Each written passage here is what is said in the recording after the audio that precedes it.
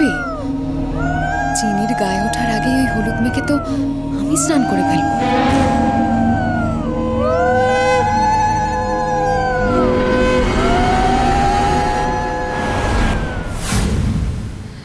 চিনি,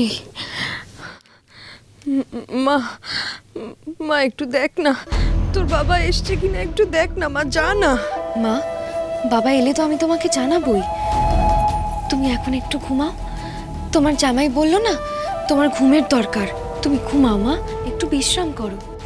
ঘুম হবে না রে মা, আমার ঘুম হবে না।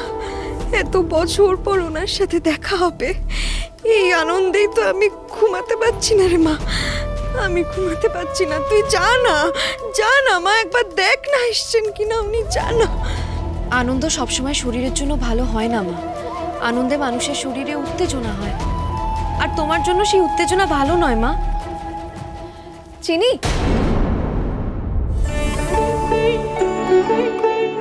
বলছি দাদা ভাইয়ের গায়ে হলুদ কিন্তু হয়ে গেছে, এরপর তোমার গায়ে হলুদ হবে, বুঝলে? আর একটু পরে কিন্তু তোমার ডাক পড়বে, রেডি থেকো কেমন? আমি কি করে যাবো গো? মায়ের তো শরীরটা ভালো নয়, মাকে একা রেখে কি করে যাব?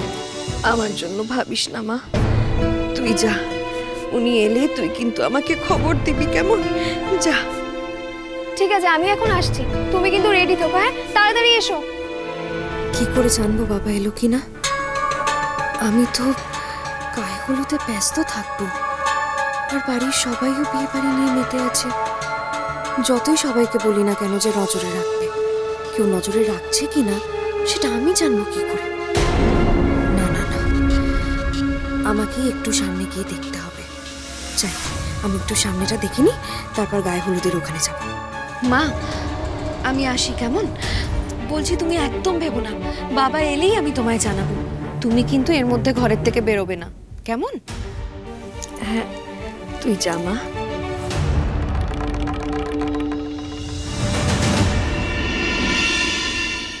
অমঙ্গলের সূচনা দেখুন চিনি 28 অগস্ট থেকে 1 সেপ্টেম্বর রাত 10:30টায় স্টার জলসায় ও ডিজনি প্লাস হটস্টারে।